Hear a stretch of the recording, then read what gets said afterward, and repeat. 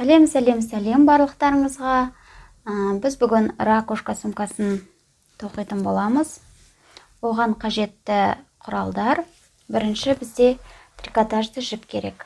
Трикотажды жіп, бұның ұзындығы 100 метр, ені ширинасы қалыңдығы 8-9 мм және салмағы 330 грамм. Келесі 2 кольцо керек сөмкемізге. Одан кейін мынандай дайын цеп алсаңыз болады, болмаса цеп алып карабиндер алсаңыз болады. Менде дәл қазір дайын цеп карабинімен бірге. Одан кейін тағы да бір карабин керек. Метр керек болады. Қайшы керек. Одан кейін 8 нөмірлі мынандай ілмек керек. 8 нөмірлі. Және одан төмен нөмірлі өзіңізде қандай бар, сондай пайдалана берсеңіз болады. Менде бұл 4 нөмірлі ілмек. Ішіндегі жіптерді жасыру үшін. Одан кейін мынандай ине керек болады. Осындай трикотажды жіптерді тігуге арналған. Егер мынандай инеңіз жоқ болса, онда мындай төмен нөмірлі ілмекпен жасыра берсек болады. Олай болса, сөмкемізді бастаймыз. Артық заттарды жинап қойайық.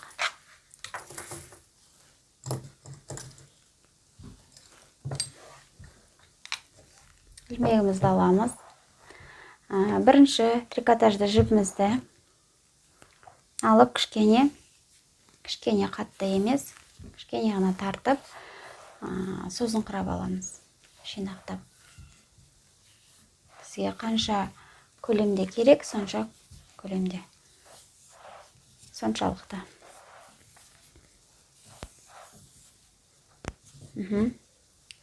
Енді жіптің ұшын шамамен мінеки 30 сантиметр. Шамамен 30 сантиметр. Тіпті одан кішкене көбірек алсаңыз да болады. 35 сантиметр. 40 сантиметрлей аламыз. Бұл бізге сөмкенің шетін тігу үшін керек болады. Осында қалдырамыз. 35-40 сантиметр. Енді ілмегімізді бұлай ілеміз.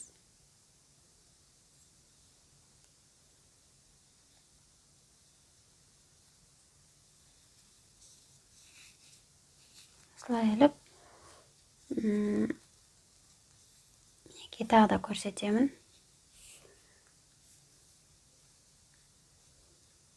Бұлай айналдырып аламыз.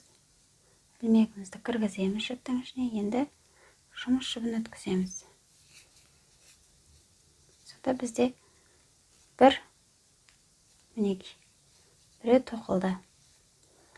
Тағы да тоқаймыз. Дәл осындай 20 баған тоқуымыз керек. Бізде мынау тоқылғандарды баған деп атаймыз қазақ тілінде. Столбикті баған дейміз. Қатты бос та болмасын, және қатты тартып та жібермеңіздер. Бір қалыпты. 1, 2, 3, 4,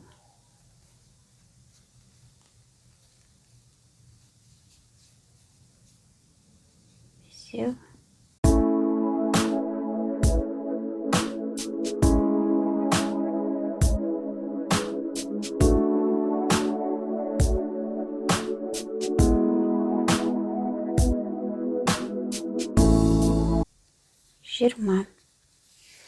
Неге бізде қазір 20 шықты. Тағы біреуін тоқимыз. Бұл ауадағы бір баған. 21. Енді мына тоқылған осындай шығады. Енді бұны теріс қаратып аламыз. Теріс қаратамыз да. Бірінші бағанға тиіспейміз. Мінекей бірінші баған. Екінші бағаннан бастап ілмегімізді жіптің ортасы теріс қаратқан кезде, мына ортасындағы жіп тұр ғой, содан өткіземіз.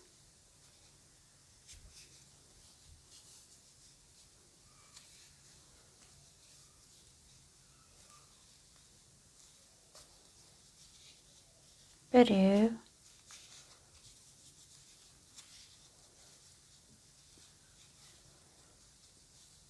екеу,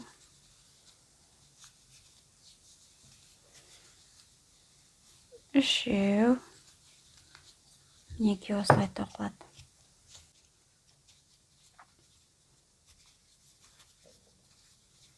Төртеу,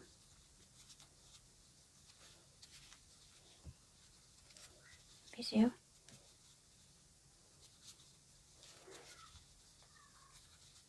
алтау,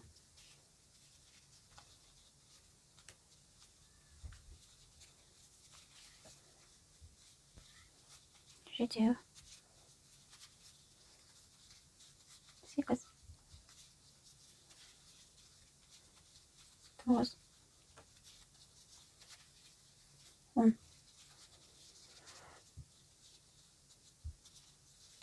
11,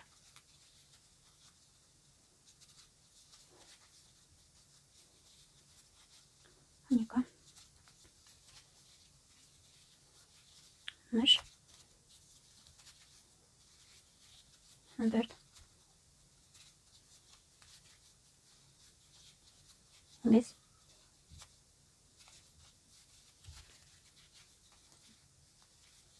16,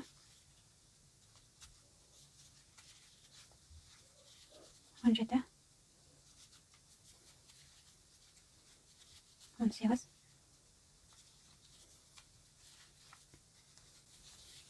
19, мінекей соңғы жібі, соңғы бағанға да келдік. Соңғы жіп мінекей соңғы ортасында тұрған.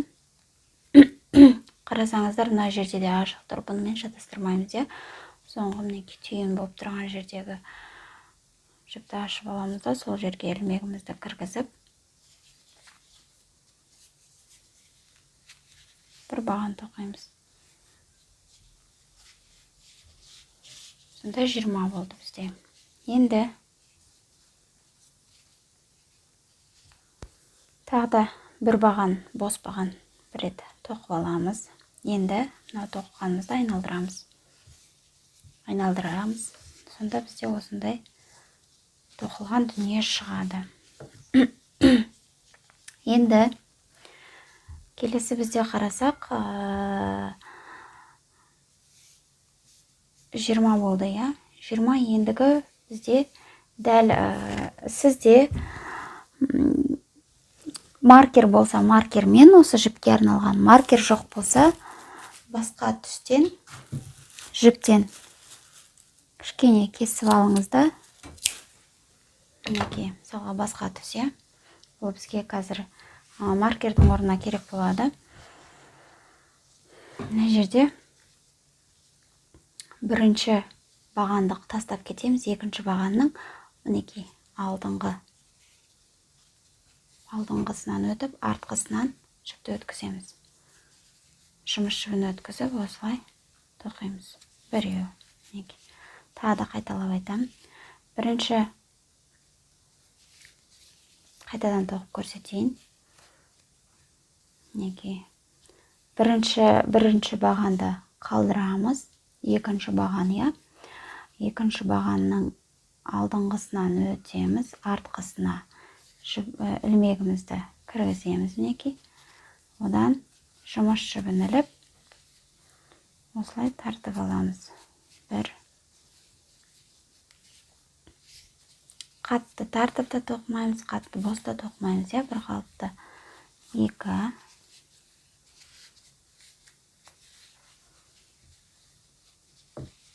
Мен 3 болды.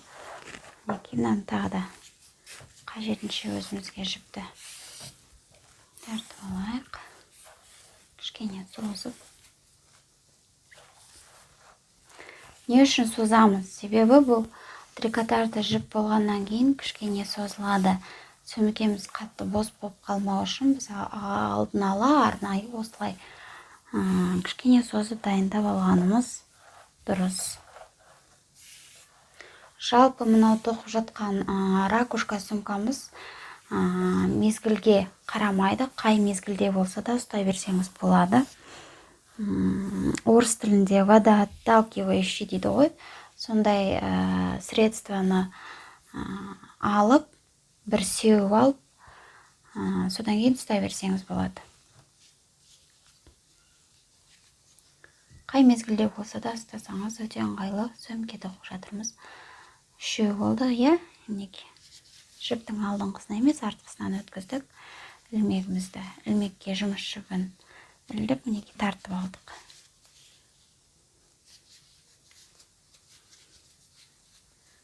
Осылай қанша үштедік? 5 болды. 6-шымызды тоқтық. 7.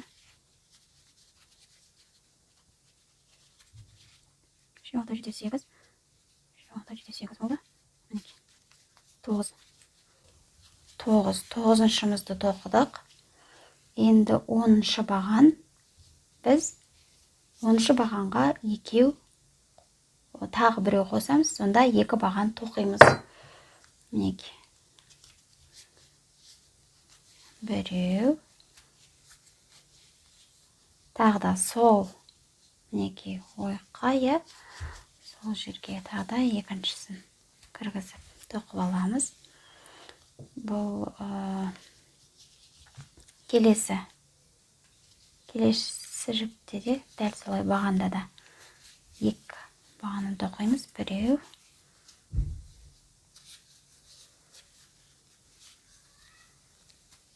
Екеу. Енді бағанағы менің айтқан жібімізбен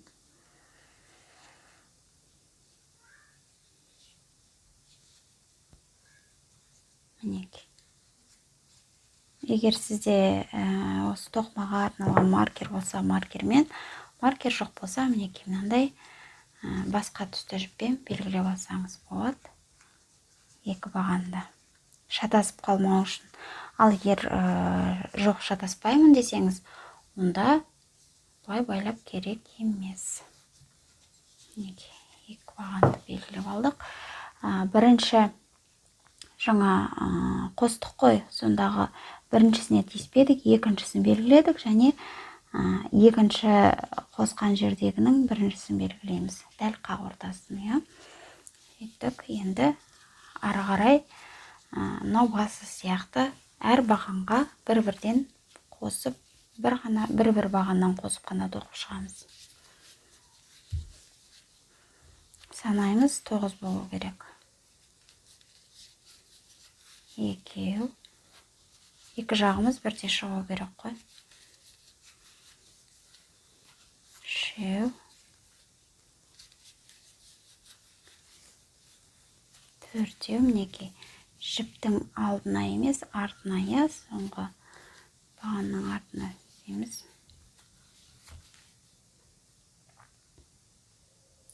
6. Неше тоқыдық қазір? 2, 3, 4, 5, 6.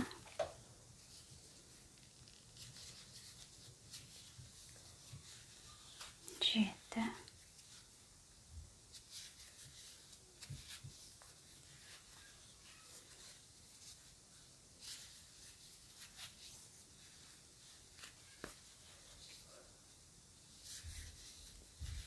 9.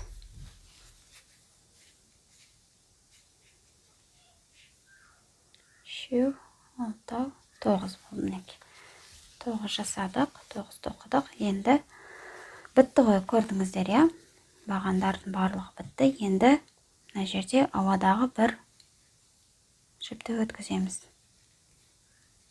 Бір жіпті өткізіп алдым, енді кері қайтарамыз, иә? Керісінше айналдырамыз теріс жағына. Теріс жағында бағанағыдай дәл солай тоқып шығамыз. бірінші бағанға тиіспейміз, екінші бағанның алдындағы жіпке емес, артындағы жіпке ілмегімізді ілеміз. Жұмыс жібін ілдік, тарттық, осылай тоқимыз. Бір баған шықты. Ілмегімізді ілеміз, жұмыс жібін тартамыз. Екінші баған 2, 3, 4, 5, 6, 7, 8, 9. Бағана екінші қатарда 9 еді, мінекей уже енді қосқаннан кейін 10 болды. 10. Енді мынау белгілеген жіпке келдік, иә? Белгілеген жіпті шешеміз да. Бұл жерге 2 тоқимыз. Яғни тағы да біреу қосамыз, сонда 2 баған тоқимыз. Біреу, 2. Мынау жіпімізді де шешеміз да. Бұл жерге де тағы да біреу қосамыз, сонда 2 баған тоқимыз. Біреу, 2. Ары қарай, мына жерде де жаңағындай жіппен белгілеп қойыңыз, шатаспас үшін. Қосқан жіптердің біріншісіне емес, екіншісіне өткіземіз.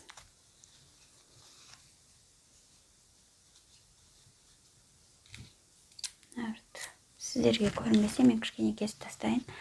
Және қосқанның біріншісіне, келесі екінші бағанда 2 тоқыдық, соның біріншісіне өткіземіз. Яғни дәл қақ орталарына, ортада қайсылары тұр, соларды осылай белгілеп аламыз.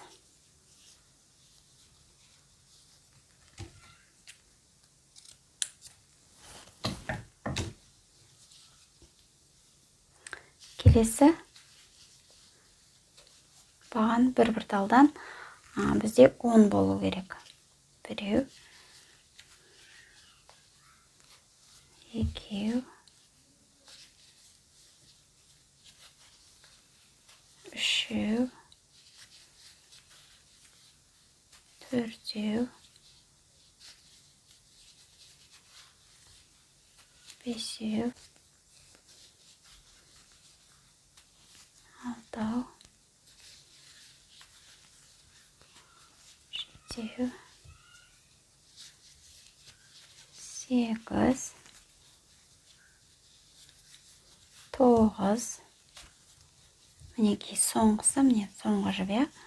Мынау бағанда алды емес, артынан соңғы жіптен өткіземіз. Жұмыс жібін іліп алдық, шығарамыз. Тартып. Енді ауада тағы да бір жіп тоқимыз. Тағы да жібімізді теріс айналдырамыз. Бағанағыдай. Мінекей бірінші бағанды тастап кетеміз. Екінші бағанның артқы жібіне ілмекті кіргізіп, оған жұмыс жібін іліп, мінекей тартып аламыз. Біреу, 2, 3, 4,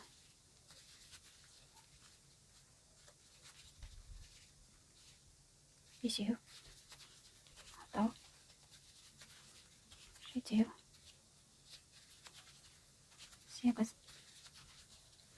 9, 10. Бағана бізде 10 болған, басында 9 болды, 10 болды. Енді осы қатарда мінекей 11 жіп тоқимыз. Бірдей қылып, бірлікпен 11 жіп тоқыдық, 11 баған тоқыдық. Келесі бізде мынау қос баған, қос 2 рет тоқығандарымыз, қосқанымыз. Енді міне жіппен белгілеген болатымыз, сол жерді шешеміз да. Неке жіптің бағанның соңғы жібіне ілмегімізді салып, оған жіпті іліп, жұмыс жібін тартып алдық. Осындай 2 баған тоқимыз. келесі. Дәл жаңағыдай. Бұл жерге де 2 баған тоқимыз. 1, 2.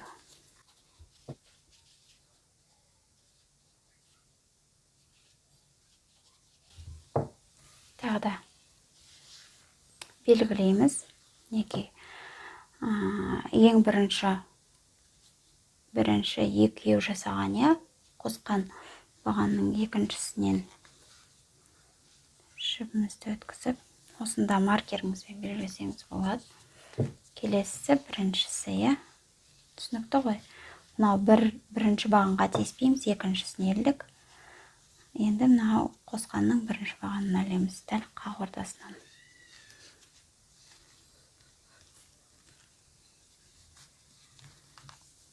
Бұл сіздерге шатасып қалмас үшін. Егер шатаспаймын десеңіз, бұлай жіпті іліп керек емес. Келесі бізде қалған бағанның барлығын бір-бірден соңына дейін тоқып шығамыз. Бұл жақта бізде 11 болу керек. 11 баған шығу керек. 2, 3, 4, 5, 6,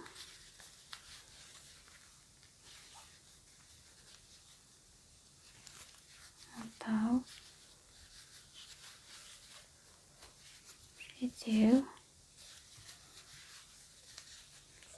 8,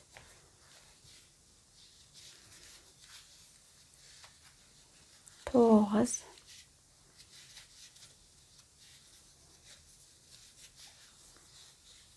10,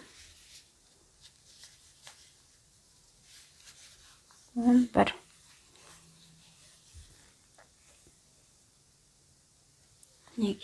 Соңғы бағанды тоқыдық. Енді ауадағы бір жіпті ілеміз. Тағы да тоқыған дүниемізді теріс айналдырамыз. Қарасақ, 1 қатар, 2 қатар, 3 қатар, 4 қатар тоқыппыз. Енді 5-ші қатарға келдік. Бағана басындағы сияқты бұл жақта да бірінші бағанды қалдырып кетеміз. Мінекей, екінші бағанның артқы жібіне ілмегімізді іліп, жұмыс жібін тартамыз. 1, 2, 3, 4, 5, 6, 7, 8, 9, 10, 11.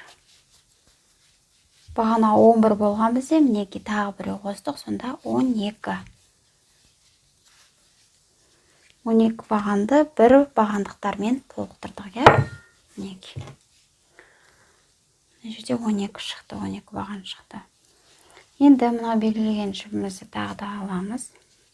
Бұл жерге 2 баған тоқимыз. Яғни тағы да бір баған қосамыз. Келесі мына жіпті де аламыз. Бұл жерге де тағы да бір баған қосамыз. Сонда 2 баған тоқимыз. 1, 2. Ары қарай барлық бағандарды бір-бір бағанмен толықтырып шығамыз.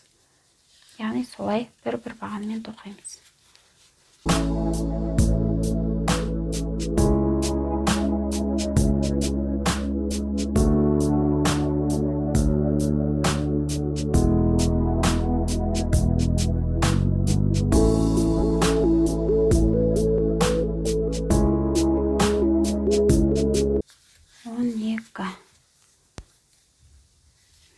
Соңғы бағанды тоқыдық.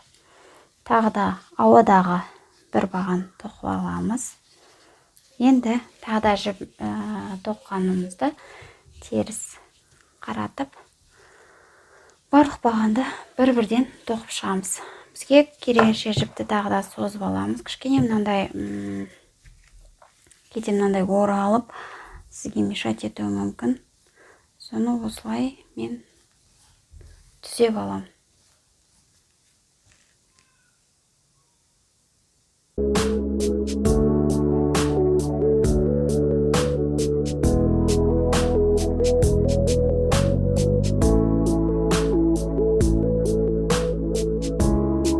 Айналдырып аламыз да. Енді бірінші бағанды тастап кетеміз, екінші бағаннан бастаймыз. Екінші бағанның артқы жібіне ilмегімізді іліп, жұмыс жібін оған іліп тартып аламыз.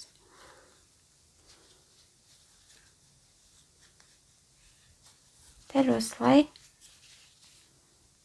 бағанның соңына дейін тоқимыз.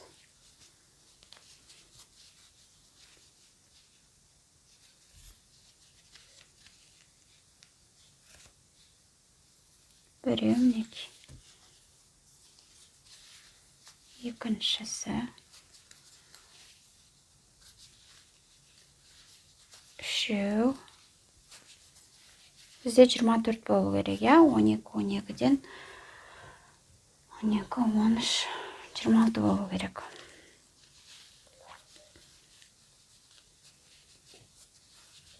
Баған тоқуымыз керек, 4-еу. 5-еу. 6-еу. 7-еу. 8, 9, 10, 11, 12, 13. Мына жерде бізде 2 тал қосқандарымыз бар, сол жаққа келдік, бірақ бұл жерде ешқандай добавка, яғни қоспаймыз, бұл жерде добавка жасамаймыз. Барлық бағандарды бір-бірмен тоқып шығамыз. Бұл жерде белгілеме қойсаңыздар да болады. Мына жерде қазір бізде 13 болды ма?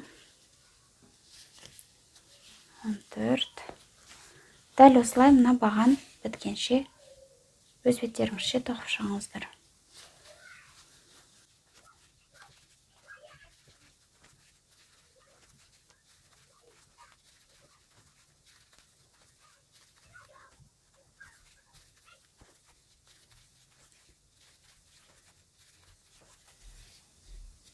Мінекей бағанымыздың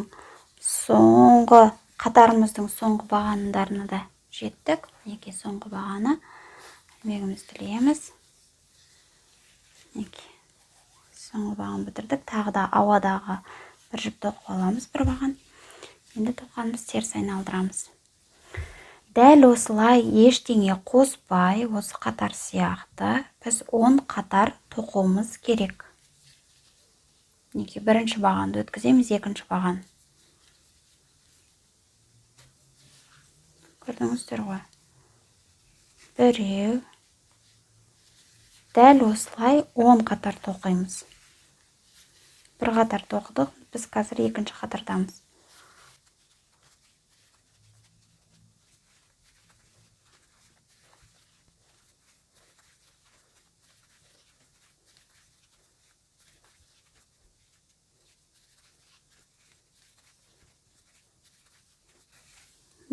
Барлық бағандарды бір-бір бағанмен толықтырамыз. Ештеңе қоспаймыз, 2 өткізбейміз, біреу ғана. Дәл осылай 10 қатар тоқуымыз керек.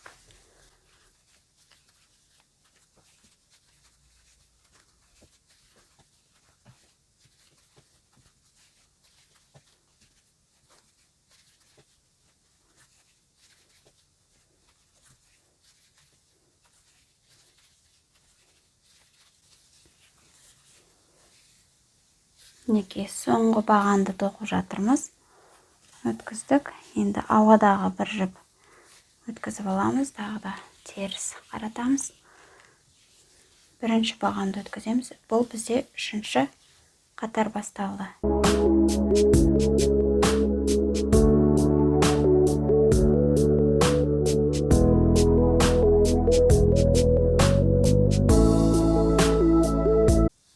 Дәл осылай қатардың соңында жолыққанша.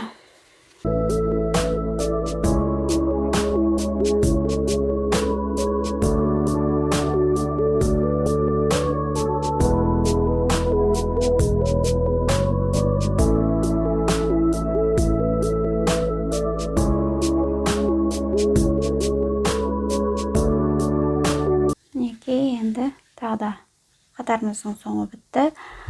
Бітірдік бағанды и ауадағы бір баған тоқып алдық.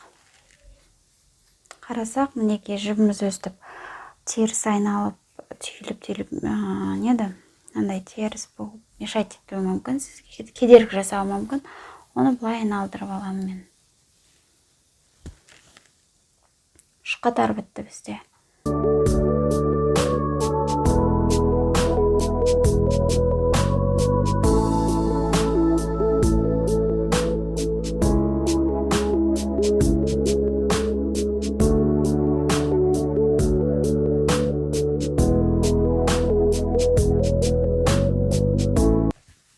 Тағы да теріс айналдырып алдым, Енді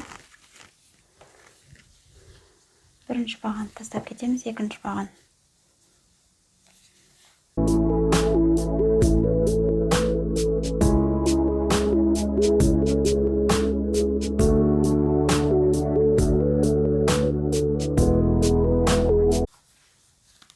Бұл бізде 4-ші қатар.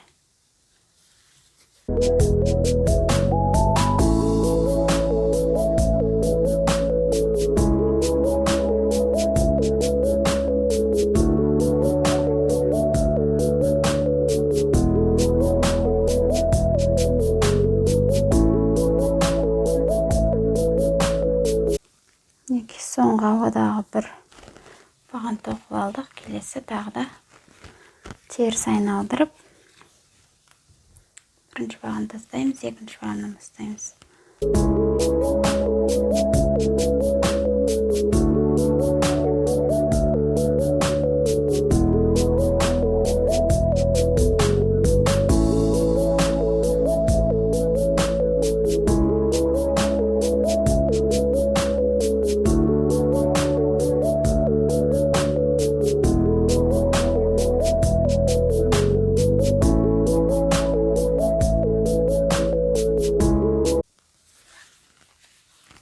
Соңғы бағанға да келдік. Соңғы бағанымызды да тоқимыз да. Тағы да ауадағы бір баған тоқып аламыз. Теріс айналдырамыз. Қарасаңыз, 1, 2, 3, 4, 5. 5 қатар тоқыдық. Енді келесі бізде 6-шы қатар.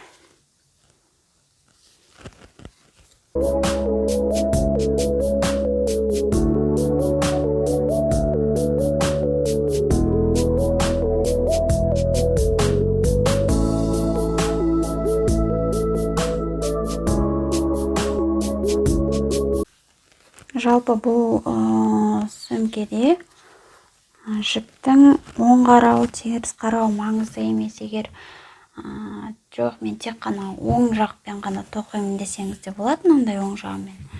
Мынандай теріс жағы да кейде кетіп қалып жатады, ода тұрған ештеңе жоқ, маңызды емес.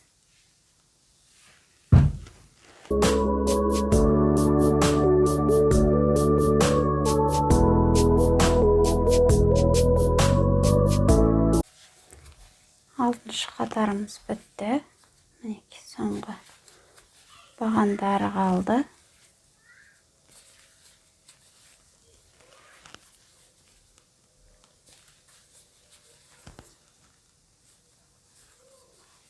Ауада бір баған тоқып аламыз. 7-ші қатар. Бұл жалпы тағы 7-ші жібімізді созып алайық. Жалпы бұл ракушка сумкасы ең оңай сөмкелер қатарына жатады. Ең оңай тоқылатын сөмке. Және сезонға қарамайды, яғни жыл мезгіліне қарамайды, қай мезгілде болса да ұстай берсеңіз болады.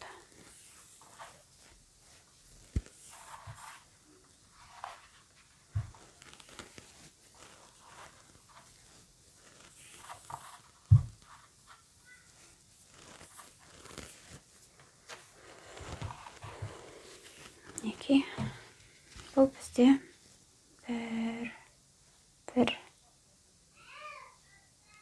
3, 4, 5, 6, 7-ші қатарға келдік.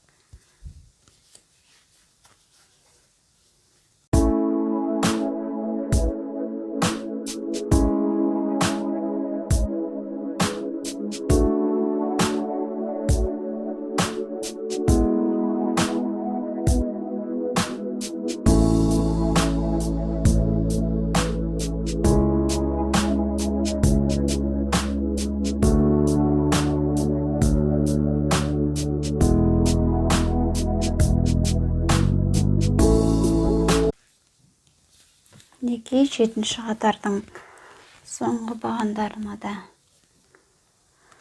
келдік. Ауадағы бір баған тоқып аламыз, теріс айналдырамыз.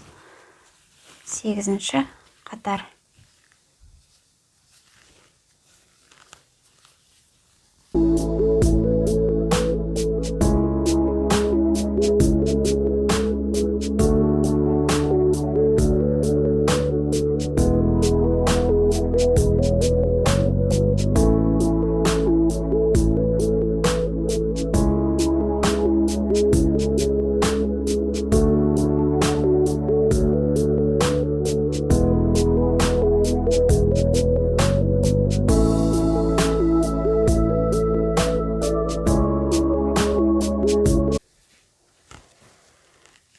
Бұл бізде 8-ші қатар болатын, біткен. 1, 2, 3, 4, 5, 6, 7, 8. Енді 9-ші қатар.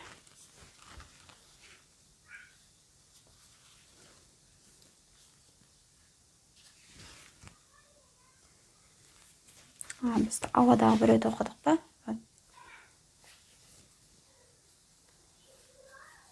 Енді ауадағы бір баған тоқып аламыз.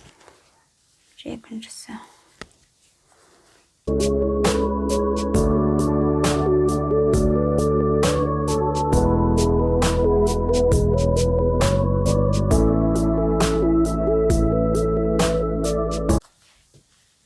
Тоғызыншы қатар бұл бізде.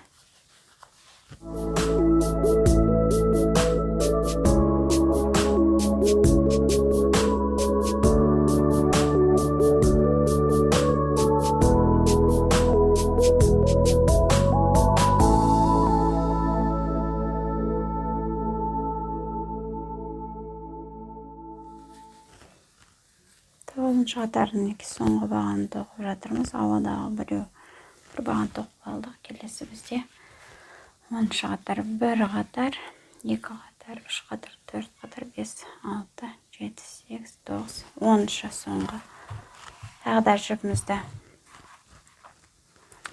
керегенше созып аламыз.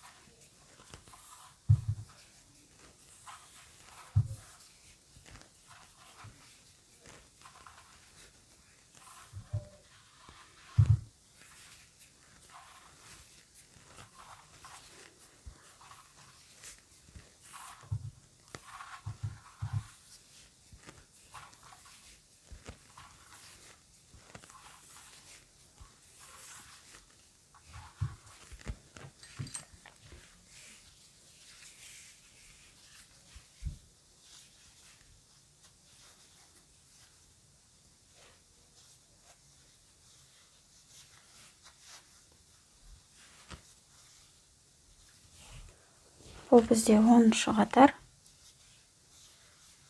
10-шы қатарымызды да дәл осылай бір талдан тоқып аламыз. Содан кейін қайтадан бағанағы қосқан бағандарды алып тастаймыз. 10-шы қатарда ешқандай қосымшасыз, яғни қоспасыз біркелкі тоқып бітіреміз.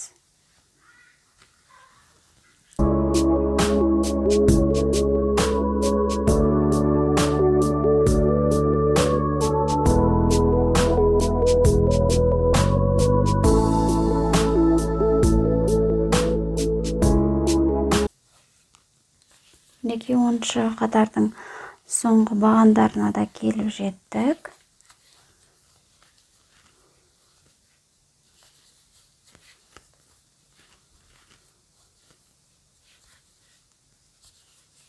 Соңғы бағаны ауадағы біреу, бір баған тоқып аламыз. Енді жалпы санап шығайықшы, қанша баған бар бізде? Негізі 26 болуы керек. 2, 3, төртеу, бесеу, алтау, жетеу, 8, 9, 10, 11, 12, 13, 14, 15, 16, 17, 18, 19, 20, 21, 22, 23, 24, 25, 26, 27, 28. 28 бағым бар екемізде. 28 бағым болды. Енді біз екі бағаннан қысқартамыз. Мына жердегі бірінші бағанға тиіспейміз. Екінші бағаннан бастаймыз. Бағанадан бері тоққандай. Екеу,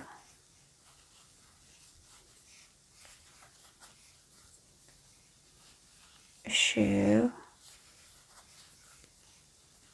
төртеу, бесеу, алтау, жетеу, 8, 9, 10. Егер сіз мына жақтан шатасатын болсаңыз, мына жерден көріп алуыңызға болады. Біз бағана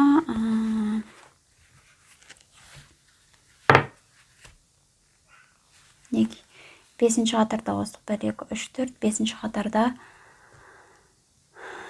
мінекей екеу тұр ғой. Біреу, екеу, я. Соның қасындағы бағандарды санап шықсақ болады. 1, 2, 3, 4, 5, 6, 7, 8, 9, 10, 11, 12. Мынаумен 13 болған. Мына жақтан да 12, мына жақтан да 12 жасаймыз сонда. Қазір бізде 1, 2, 3, 4, 5, 6, 7, 8, 9, 10 болып тұр.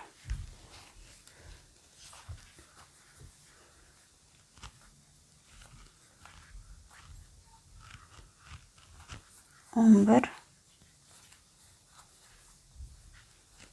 12. Енді бұлай істейміз.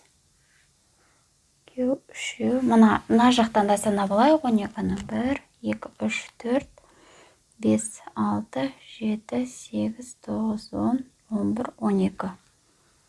12 бітіп тұр.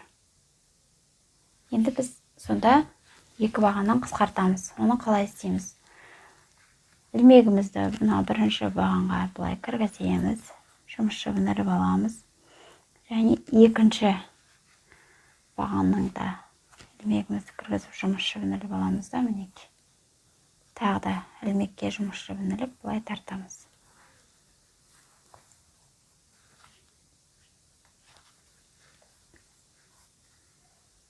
Дәл солай. Біреу, екеу, жұмыс жібін іліп аламыз. Түсінікті ғой, иә? Енді қарап санап шығайық. Мына жақта 1, 2, 3, 4, 5, 6, 7, 8, 9, 10, 11, 12. Дұрыс. Енді ары қарай бір талдан тоқып шығамыз.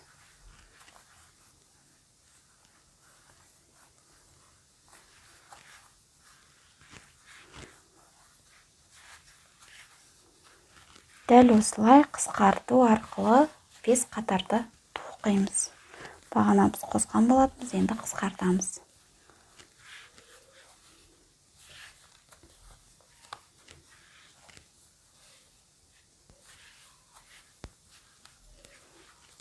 Егер шатассаңыз, мына жерде қысқартқан жерлерге мынандай контрастный дейді ғой, басқа түсті жіптен белгілеп қойсаңыз болады.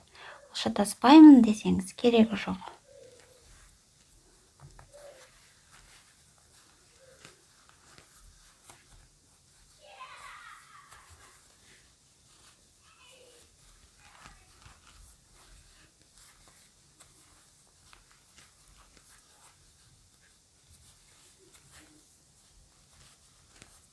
Неге соңғы бағаны тоқып жатырмыз. Ауадағы бір баған тоқып аламыз. Тағы да тоққанымызды айналдырамыз. Келесі біріншісінен емес, екіншісінен артқы жіптен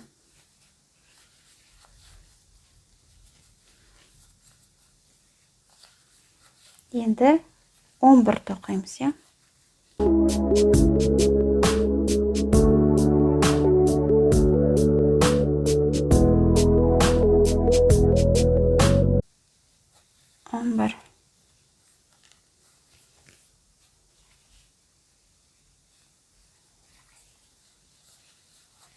Bir. Артқа жіпке ілмегімізді іліп, біреу, тағы да екіншісін іліп, екеу. Жұмыс жібін тартамыз. Дәл осылай тағы да келесі. Қатты боста болып қалмасын мына жері. Тағы да бір рет көрсетем. Біреу, екеу. Тартып аламыз. Көрді болсыздар ғой, я? Мына жер қатты боста болмасын, қатты тартылып та қалмасын. Бізде біріншісінде кішкене бос болыңқырап қалды. Кішкене ашылып қалып, бұл ештеңе етпейді, қазір жабылады. Келесі тағы да. Біреу, екеу.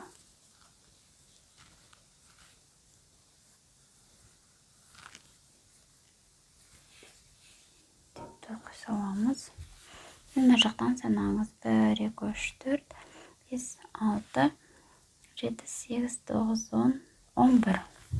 Дұрыс. Дальше бұлай ары қарай тоқи береміз бір-бірден.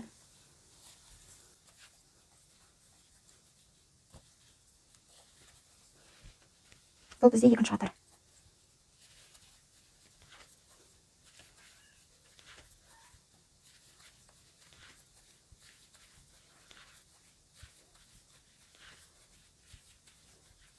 Соңғы бағанда қада келдік.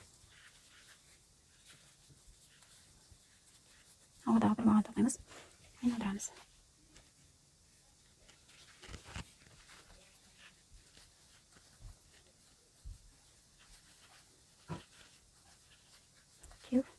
Үшеу, төртеу, бесеу, алтау, жетеу, сегіз, тоғыз, 10. Бізде санап аламыз. 1, 2, 3, 4, 5, 6, 7, 8, 9, 10. Енді тағы да қысқарту. Біреу, екеу.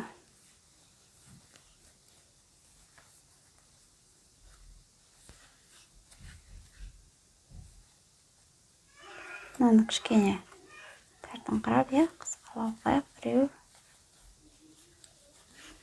екеу.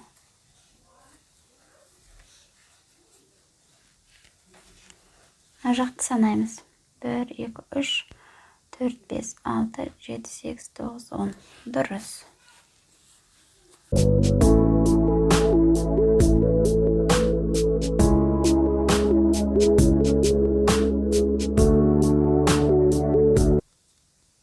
Соңғы баған, неке. Ауада бір баған. Жібімізді тағы да керегенше созып аламыз.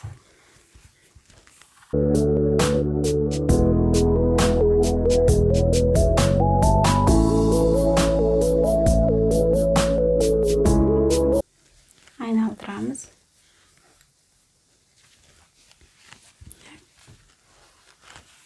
Тағы да тоқимыз.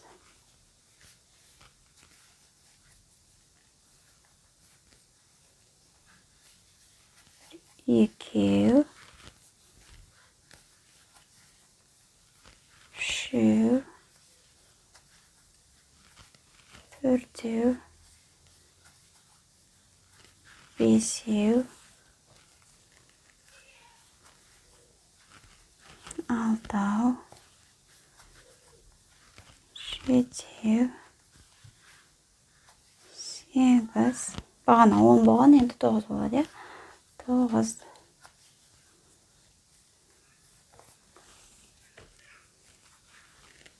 Келесі. Біреу, екі, өткіздік. Тағы да біреу, екеу, өткіземіз. Мына жақты санамалайық. 1, 2, 3, 4, 5, 6, 7, 8, 9 дұрыс.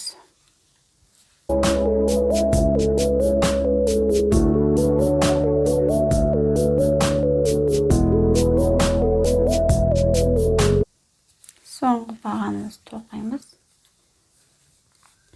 Ауадағы біреу. Енді сіз қарасаңыз, мына жерде ең басында біреу, екеу, 2 қатар, 3 қатар, 4 қатар, 5 қатар болған, я? Бір қатар бізде ешқандай қосылмаған болатын, ештеңе қосылмайды, жай ғана біреу тоққанбыз. Яғни сонымен 5 болғаны. Енді мына жағымыз санаймыз.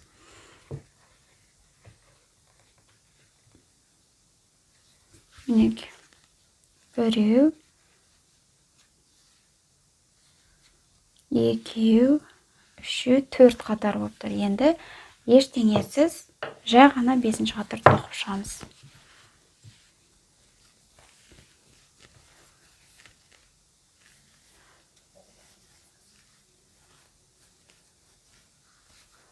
Біреу, екеу, үшеу, төртеу, бесеу, алтау, жетеу, 8, 9, 10, 11, 12, 13, 14, 15, 16, 17,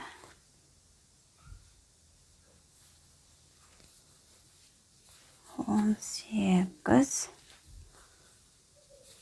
19, соңғы баған 20. Бағанағы өзіміздің тоқыған 20 бағанымыз шықты. Сөмкемізді бұлай қойғанда мінеки осындай пайда болады. Енді бұл сөмкелерді, сөмкенің екі шетін бір-бірімен қосамыз.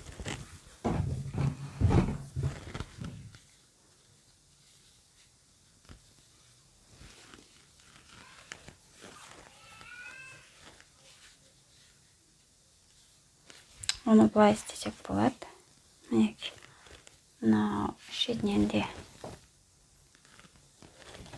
мына шетіндегі жіпті шамамен 30-35 сантиметрдей кесіп аламыз, кесіп тастаймыз. Енді кесіп тастадық, мына жақтан шығарып аламыз. Шығарып алдық. Енді сөмкемізді бұлай бір-бірімен жалғаймыз. Қалай істейміз, оны мінеки көрсетемін. Мұндағы сөмкенің біткен жеріндегі баған бар ғой, соңғы баған. Соған ілмегімізді саламыз. Кіші нөмірлі ілмек болса да, мына жерде кіші нөмірлі ілмек болса да болады. 6-лық, 5-лік дегендей. Қалай сізге ыңғайлы, солай жасасаңыз болады. Мен 8-лікпен істей беремін. 8-лік ілмекті салдым. Оған неге жіпті, жұмыс жібін өткіздім.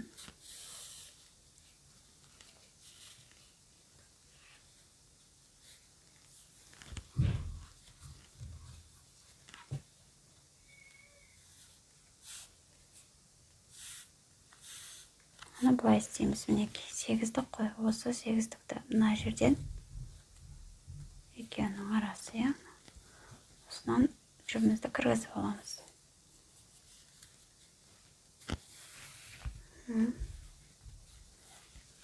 Осылай тартамыз. Қарасаңыз, бізде 20 болғандықтан 10-10-нан болу керек, арасы. Мына екі жіп тұр ғой, мына екі жіп қатар тұрған, өрілген сияқты. Екі жіптің арасынан ілмегімізді кіргіземіз. Мына жақтағы да дәл ұшындағы екі жіпті солай істейміз. Арасынан өткіземіз ілмекті. Жібімізді кішкене тартып, сол жерден өткізіп аламыз. Жіпті қатты да тартпаймыз, бос да болмасын. Бір қалыппен енді келесі екі жіптің арасынан өткіземіз. Жұмыс жібін тілеміз да тартып аламыз. Енді мына жіптен өткіземіз. Түсінді ма? Тағы да өткізіп көрсетемін. Үшінші бағанға келдік. Үшінші баған. Мына жақтан да, мына жақтан да үшінші бағанның арасынан өткізіп, оған жұмыс жібін тілеміз. Солай тартамыз да, мына жіптің арасынан өткіземіз.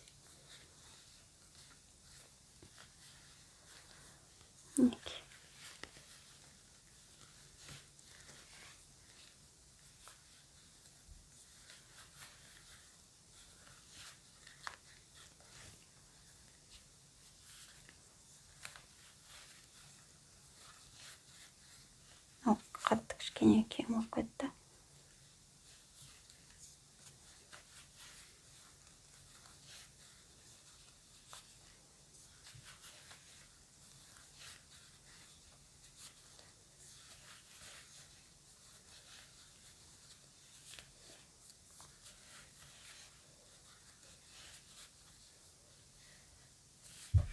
Мінекей соңғы екі жіптің арасынан өткізіп,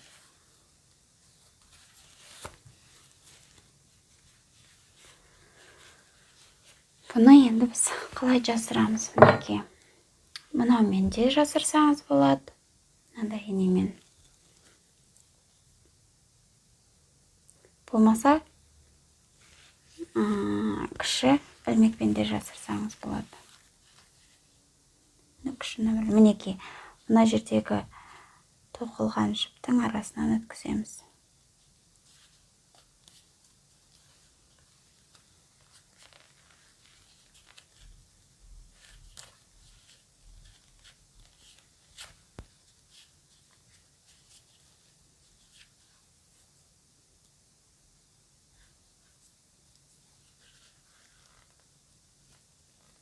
Тағы да бір бағаннан өткізіп аламыз.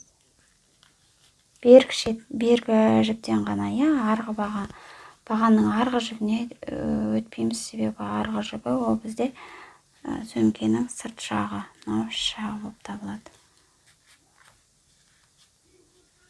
Мінекей.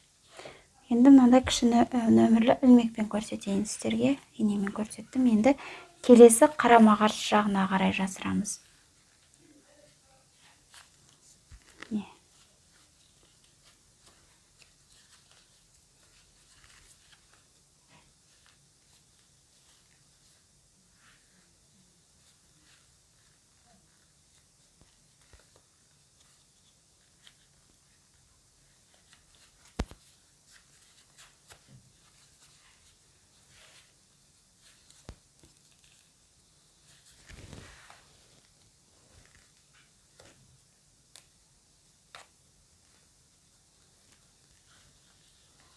Бұл жіпті енді қатты ұстап тұру үшін осындай түстегі жіппен, ине жіппен тігіп тастасаңыз да болады. Болмаса, мынаның арасына жай ғана жасыра салсаңыз да болады. Осылай біздің бір жағымыз бітті. Енді екінші жағын жасырамыз. Екінші жағымды дәл солай бағана көрсеткеніндей бірінші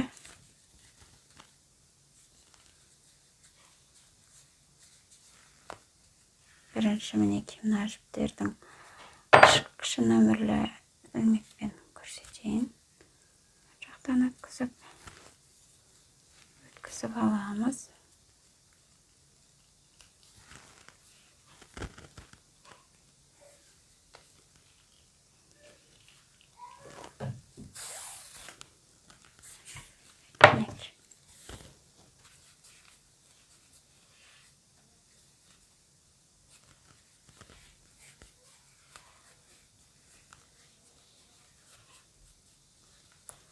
Келесі енді бұлай істейміз. Мінде қатар тұрған екі бағанның арасынан өткіземіз. Міне келесі екінші бағанның арасынан өткіземіз жұмыс жібін. Үстімізді осылай тоқимыз.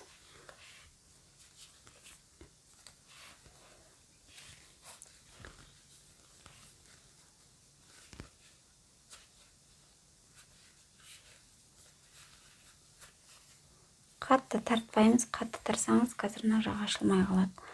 Сондықтан қатты бос та болмасын, бір қалыпта бір сарымен осылай өткізіп отырамыз.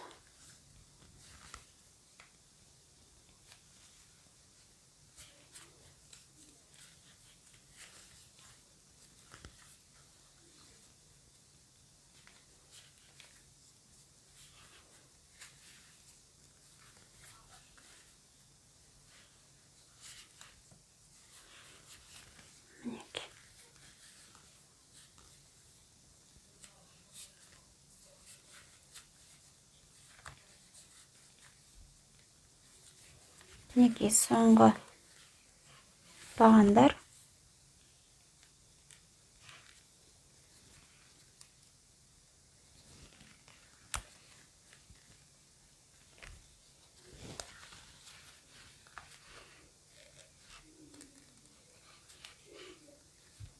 Соңғы бағанның арасынан өткізіп аламыз.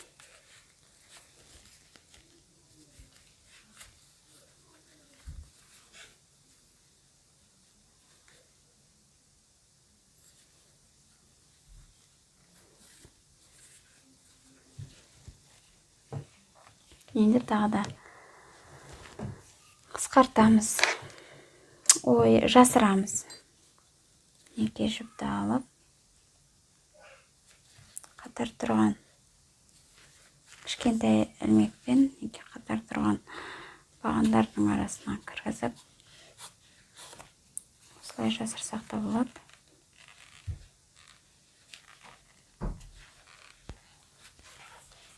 Дәл осылай.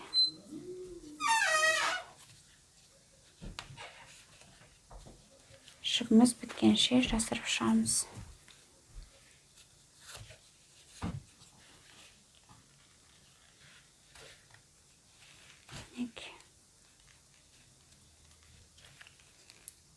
Менің көрсетіп жатқаным сіздерге бұл кішкентай нөмірлі ілмекпен. Бұны мынандай жаңа көрсеткенде енемен де істесек болады. Жасырсақ болады.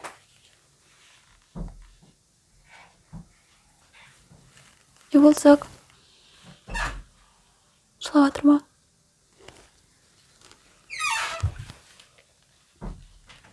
Мінекей.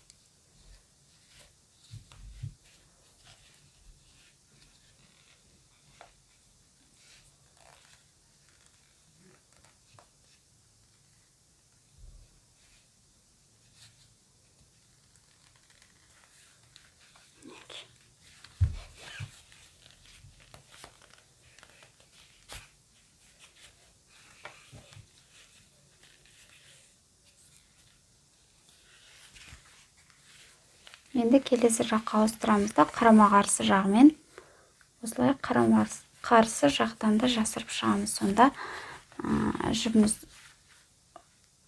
босап кетпейді, ұзақ ұстайды, шешіліп кетпейді.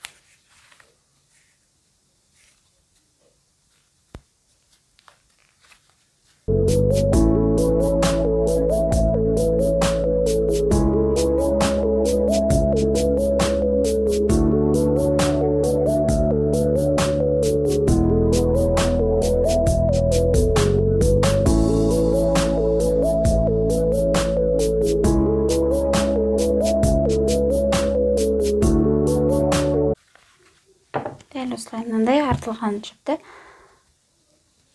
шыны кесіп тастасақ та болады.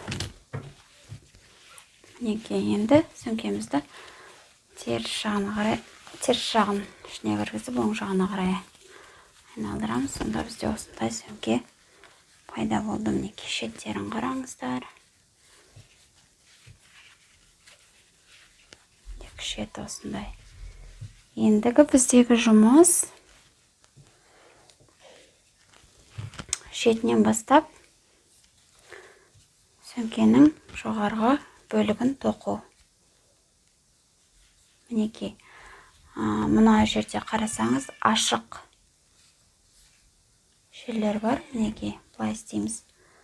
Мына жерде екі жіп қатар тұр, сол екі жіп қатар тұрған екі жіптің арасынан ілмегімізді өткіземіз да.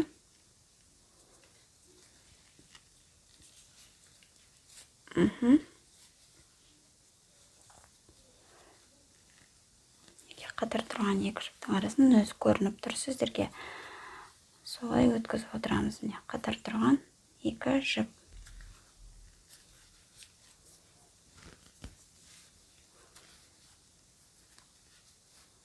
Қатты бос емес, қатты тартпаймыз, керісінше бос саңқырақ қып тоқимыз.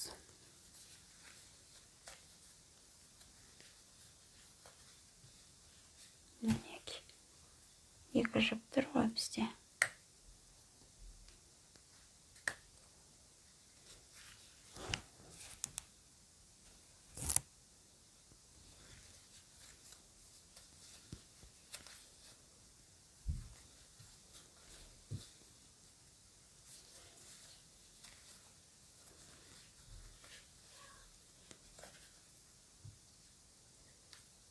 Мінекей, екі жіп тұр, бір жіп, шетінде бір жіп тұр.